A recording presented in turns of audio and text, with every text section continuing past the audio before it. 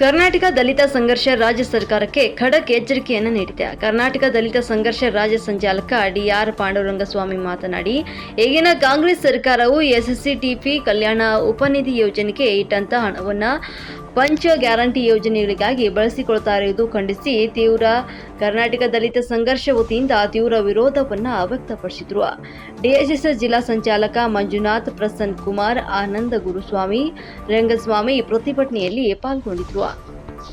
ಕಾಂಗ್ರೆಸ್ ಸರ್ಕಾರವನ್ನು ಬೆಂಬಲಿಸಿ ಅಧಿಕಾರಕ್ಕೆ ತಂದಿರೋದು ಸೂರ್ಯಚಂದ್ರನಷ್ಟೇ ಸತ್ಯವಾದ ವಿಚಾರ. ಆದರೆ ದುರಂತ ಏನಾಗಿದೆ ಅಂದರೆ, ನಾವು ಯಾವ ನಿರೀಕ್ಷೆಯನ್ನು ಇಟ್ಕೊಂಡು ಕಾಂಗ್ರೆಸ್ ಸರ್ಕಾರವನ್ನು ಗೆಲ್ಲಿಸಿದ್ವೋ ನಮ್ಮ ಆಕಾಂಕ್ಷೆಗಳಿಗೆ ಸರಿಯಾದ ರೀತಿ ಸ್ಪಂದಿಸ್ತೇ ಇಲ್ಲ ಅಂತ ನಮ್ಗೆ ಅನ್ನಿಸ್ತಾ ಇತ್ತು. ಅದ್ರ ಜೊತೆಗೆ ಕಳೆದ ಬಾರಿ ಬಜೆಟಲ್ಲಿ ಏನೋ ಒಂದು SCP TSBಗೆ ಅನುದಾನನ ನಿಗದಿಗೊಳಿಸಿದ್ರು. ಆ ಅನುದಾನದಲ್ಲಿ ಹಣವನ್ನು ಈ ಕಾಂಗ್ರೆಸ್ ಪಂಚ ಗ್ಯಾರಂಟಿಗಳಿಗೆ ಬಳಸಿದ್ದನ್ನು ನಾವು ಕಾಣ್ತೇವೆ. ಪಂಚ ಗ್ಯಾರಂಟಿಗಳಿಗೆ SCP TSB ಹಣನೇ ಬಳಸಬೇಕು ಅಂತ ಏನಿಲ್ಲ, ಅದು ಬೇರೆ ಮೂಲದಿಂದ ಅವರು ಸಂಗ್ರಹಿಸ್ಬೋದಾಗಿತ್ತು. ಅದಕ್ಕೆ ಸಮಜಾಯಿಸಿ ಏನು ಕೊಡ್ತಾರೆ ಅಂದರೆ, ಹೌದು SCP TSB ಹಣ ನಾವು ಯಾಕೆ ಬಳಸ್ತಾ ಇದ್ದೀವಿ ಅಂದರೆ, ಬಹುತೇಕ SC STಗಳೇ ಈ ಫಲಾನುಭವಿಗಳು ಅಂತೇಳಿ ರಾಜ್ಯ ಸರ್ಕಾರದವರು ಹೇಳ್ಕೊಳ್ತಿರೋಂಥದ್ದನ್ನು ನಾವು ಕಾಣ್ತಾ ಇದ್ದೀವಿ. ಹಾಗಾದರೆ ಬ್ರಾಹ್ಮಣ ಸಮುದಾಯಕ್ಕೆ ಈ ಯೋಜನೆಯ ಅನುದಾನ ಸಿಗ್ತಾ ಇಲ್ವಾ? ಪಂಚ ಗ್ಯಾರಂಟಿಗಳ ಅನುದಾನವನ್ನು ಲಿಂಗಾಯತ ಸಮುದಾಯ ತಗೊಳ್ತಾ ಇಲ್ವಾ? ಒಕ್ಕಲಿಗ ಸಮುದಾಯ ತಗೊಳ್ತಾ ಇಲ್ವಾ?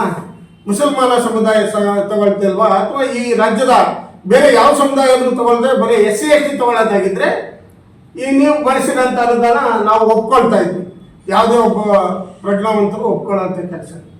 ಆದರೆ ಇಲ್ಲಿ ಏನಾಗಿದೆ ಅಂದರೆ, ನೀವು ಕಾರಣ ಹೇಳಲಿಕ್ಕಾಗಿ ಇದನ್ನು ಹೇಳಬಾರ್ದು. ಎಲ್ಲ ಸಮುದಾಯದವರು ಬಳಸೋಂಥ ಅಗತ್ಯ SCP TSB ಅನುದಾನವನ್ನು ನೀವು ಎತ್ತಿ ಬಳಸ್ಕೊಂಡ್ರೆ, ನೀವು ಈ ಸಮುದಾಯಗಳಿಗೆ ನಿಮ್ಮನ್ನು ನಂಬಿ ಏನು ಅಧಿಕಾರಕ್ಕೆ ತರಲಿಕ್ಕೆ ಹೋರಾಟ ಮಾಡಿದಂಥ ಎಲ್ಲ ಸಮುದಾಯಗಳಿಗೂ ನೀವು ದ್ರೋಹ ಬಗ್ದಂಗೆ ಆಗುತ್ತೆ. ಅದನ್ನು ನೀವು ದಯಮಾಡಿ ನೀವು ಪರಿಗಣನೆ ಮಾಡಬೇಕು. ಇನ್ನು ಮುಂದೆ ಈ ರೀತಿ ತಪ್ಪುಗಳು ಆಗದಂಗೆ ನೋಡ್ಕೋಬೇಕು. ನಿಮ್ಮ ತಪ್ಪುಗಳು ಇದೇ ರೀತಿ ಮರುಕಳಿಸಿದ್ರೆ ಕರ್ನಾಟಕದಲ್ಲಿ ಯಾವ ದಲಿತ ಚಳವಳಿಗಳು ಸಹ ನಿಮ್ಮ ಬೆಂಬಲಕ್ಕೆ ಬರಲ್ಲ ಅನ್ನೋದನ್ನು ನಾವು ಹೇಳಬೇಕಾಗಿದೆ. ಈ ಬಾರಿಯೂ ಸಹ ಸುಮಾರು 11,000 ಕೋಟಿಗೂ ಅಧಿಕ ಅನುದಾನವನ್ನು ನೀವು ಬಳಸ್ತಾ ಇದ್ದೀರಿ ಅನ್ನೋದು ಗೊತ್ತಾಗ್ತಾ ಇದೆ. ಇದು ಎಲ್ಲ ಶೋಷಣೆಯ ಮತ್ತೊಂದು ಮಾರ್ಗ ಅಂತ ನಾವು ಹೇಳ್ತಾ ಇದ್ದೀವಿ. ಏನು ಒಂದು 77C ಆ ಅನುಚ್ಛೇದವನ್ನು ತೆಗೆದಾಕ್ತೀವಿ ಅಂತ ನೀವು ಹೇಳಿದಂಥವ್ರು ಅದನ್ನು ಹಾಗೆ 7C ಉಳಿಸ್ಕೊಂಡು SC ST ಸಮುದಾಯಗಳು ಅಲ್ಲಿದ್ದರೆ ಅದಕ್ಕಾಗಿ ನಾವು ರಸ್ತೆ ಬಳಸ್ತೀವಿ, ಚರಂಡಿ ಮಾಡ್ತೀವಿ ಅಥವಾ ಬ್ರಿಡ್ಜ್ ಕಟ್ತೀವಿ ಅಂತ ನೀವು ಹೇಳೋದು ಅದು ಅಸಂಬದ್ಧವಾಗಿರುತ್ತೆ.